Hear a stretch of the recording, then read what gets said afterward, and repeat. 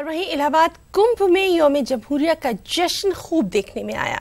कौमी परचम को जहां सलामी दी गई, वहीं धर्म के तहफ्फुज़ के लिए गीत गाए गए। कुंभ से ये पैगाम दिया गया कि अगर मुल्क को साधु संतों की जरूरत होगी तो साधु संत मुल्क के लिए हमेशा आगे रहेंगे। और हमारे न्यूज़ 18 नुमाइंदे ने कुंभ से यौम जमहूरिया के मौके पर जश्न का जायजा लिया।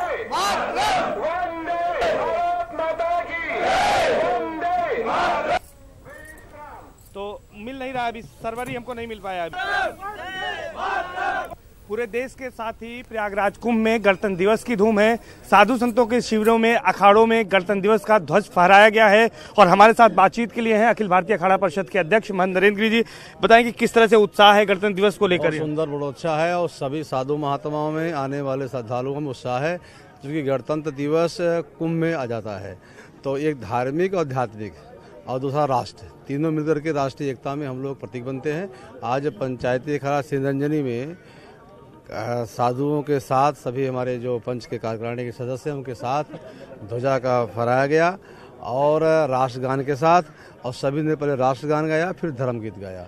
ये अच्छा भी होता है, राष्ट्र के लिए धर्म भी जरूरी है और राष्ट्र के प्रति समर्पित होना भी जरूरी है। किस तरह का संदेश यहाँ से दिया जा रहा है प्रयागराज कुंभ की धरती? हम लोग तो यही कहेंगे सारे संत महात्मा कि राष्ट्र के लिए बलिदान की जरूरत पड़े तो साधु महात्मा तैयार हैं और सब श्रद्धालु भी तैयार हैं। और राष्ट्र के सर्वोपरि है, धर्म भी सर्वोपरि है, राष्ट्र भी सर्वोपरि है, दोनों एक दूसरे के पूरक हैं। हम लोग साधु महात्मा हैं, ये बात निश्चित है, लेकिन राष्ट्र के प्रति बिल्कुल जागरूक हैं और उसके लिए बलिदान देने को तैयार रहते हैं। राष्ट्र के प्रति बलिदान देने के लिए साधु महात्मा भी, साधु संत भी तैयार हैं। राष्ट्र सर्वोपरि है, ये कहना है अखिल भारतीय अखाड़ा परिषद के अध्यक्ष महंत नरेंद्र गिरी का। और यहाँ पर भी गणतंत्र दिवस बड़े ही धूमधाम से मनाया जा रहा है। कैमरा पर्सन दीपक के साथ सर्वेश दुबे, न्यूज़ 18 प्रयागराज।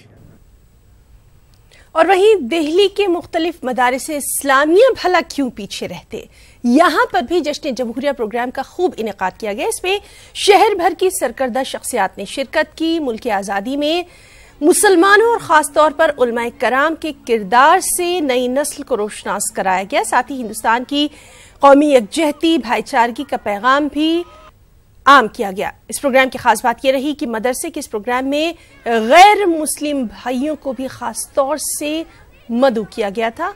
उनको भी यहाँ की तहजीबी रिवायत से वाकिफ कराने का आज का दिन बहुत ही खूबसूरत रहा।